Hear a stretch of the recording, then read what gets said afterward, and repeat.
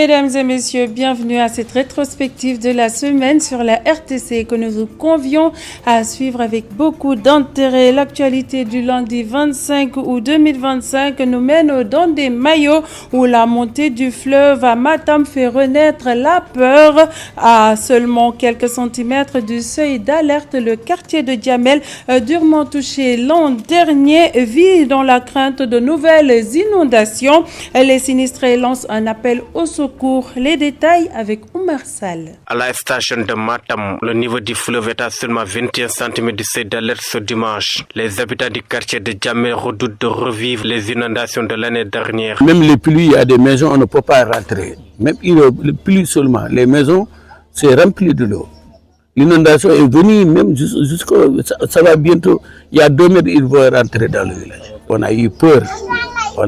C'est pour cela qu'on voulait faire la réunion le soir à 17h pour appeler le gouvernement de venir nous aider. Sinon, on risque encore d'avoir le même problème que l'année passée. Les stigmates de l'année passée sont encore visibles sur les visages des familles en détresse. Ils demandent simplement de l'aide.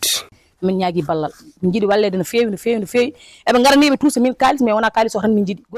avons vraiment besoin de l'aide. Ils viennent, ils nous donnent de l'argent, c'est bien, mais actuellement on a plus besoin de matériel de construction. L'eau avance et vous savez que ce n'est pas sans conséquence.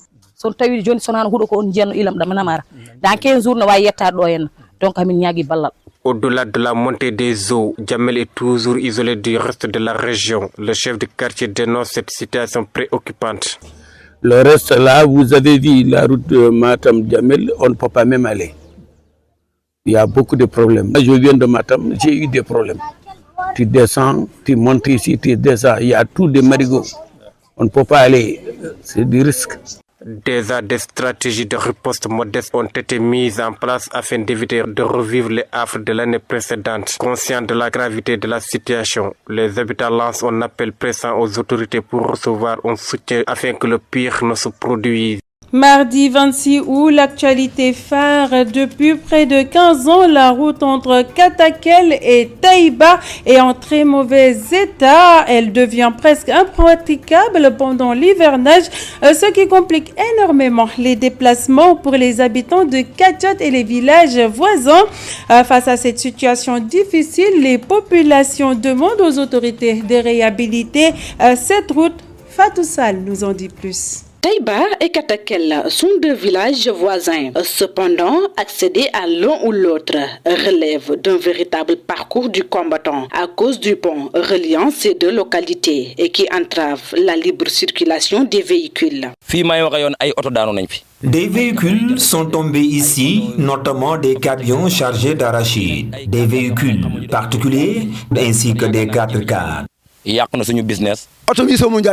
Un véhicule est tombé et tous les vitres se sont cassés. La voiture du marabout de Ngodiba est tombée. Ce sont les habitants qui ont pris des cordes pour la faire sortir. Le blocage du passage des voitures n'est d'ailleurs qu'un moindre mal. Ce pont a déjà coûté la vie à plusieurs personnes. L'eau qui passe ici a emporté 4 vies. Ce sont des enfants âgés entre 15 et 20 ans.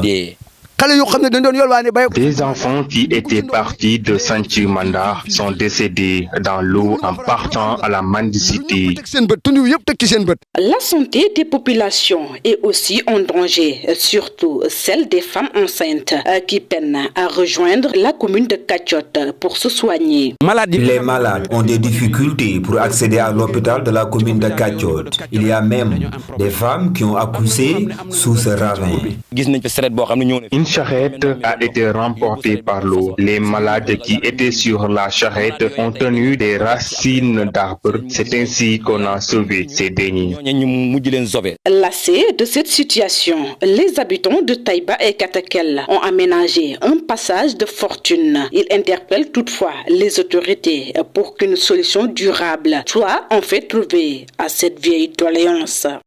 Le point le plus saillant de l'actualité du mercredi 27 août à Diourbel, la Sénélec a procédé à la coupure d'électricité au poste de santé de Keur Serigne Mbaye Sarr, provoquant la paralysie totale des activités sanitaires, une situation vivement dénoncée par le comité de développement sanitaire qui parle de discrimination. Le président du CDS, Pape Mayel Faye, rappelle que la loi stipule clairement que le paiement des factures d'électricité dans les structures sanitaires relève de la responsabilité des autorités compétentes. Il s'en explique justement au micro de Babacar Sall. Depuis ce matin, l'électricité du poste a été coupée par la Sénélec. Et depuis lors, nous avons essayé de saisir toutes les autorités compétentes, à commencer par le maire, le médecin-chef et les responsables de la Sénélec, mais également ceux qui constituent ce qu'on appelle le réseau des comités de développement sanitaire de la commune de Diourbel. Mais depuis lors, nous n'avons noté aucune avancée, tout simplement parce que la Sénélec n'a pas voulu revenir sur cet état de fait, alors qu'il y a une note circulaire qui dit que, en ce qui concerne les postes de santé et les districts, les factures d'eau et d'électricité sont dévolues aux collectivités territoriales. Donc il n'est pas question pour nous de payer ces factures-là. C'est à l'État, à travers ces démembrements, c'est le maire, premier citoyen de la ville, que nous interpellons. Et comme l'a dit le président, le poste de santé de Keur Serigne Mbaye Sarr est un poste de référence à tous les niveaux, de par la population qu'elle poralise, de également les recettes générées, de par sa gestion, de par également les moyens qui sont mis en œuvre.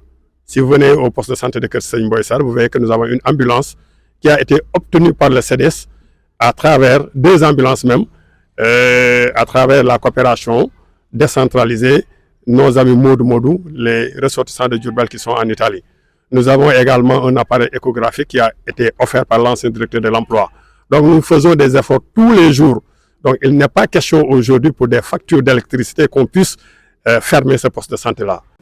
Le jeudi 28 août, l'actualité la plus déterminante concerne les chauffeurs de taxi clando de Khombole qui rencontrent de grandes difficultés pour accéder aux villages et des communes de Ndiagana, Ndiayène, Sira, Fissel, entre autres, en cette période hivernale.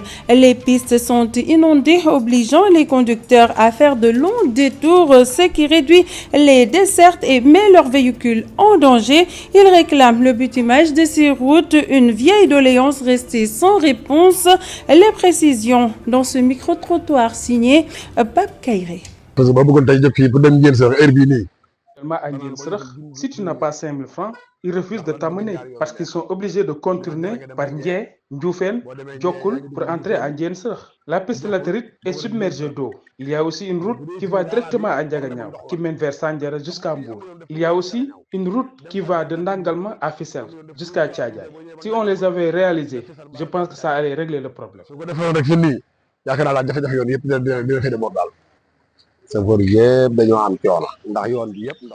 Tous les chauffeurs ont des difficultés, toutes les pistes sont remplies d'eau. Nous avions promis de les réaliser, mais toujours rien. À chaque élection, c'est comme ça. Même Macky Sall avait dit à la télé que la route allait démarrer de Tivaouane en passant par Khombole, Ndiéyène Sirakh, Fissel Mbadane jusqu'à Tchadjaï.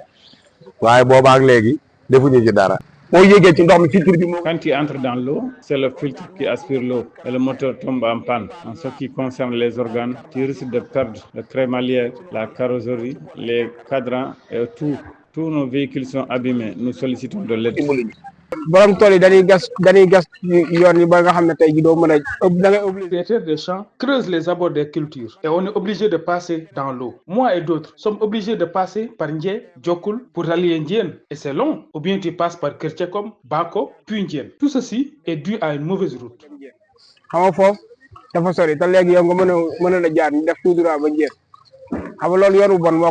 Le matin très tôt, je me rends à Ndangal. Mais pour y parvenir, j'éprouve énormément de difficultés parce que je dois passer à Mbewan, Mbafay Mbewan et Kaba. Si la route était bonne, tu quittes Ndorten, tout droit Khombol et aller à Ndangal sans peine.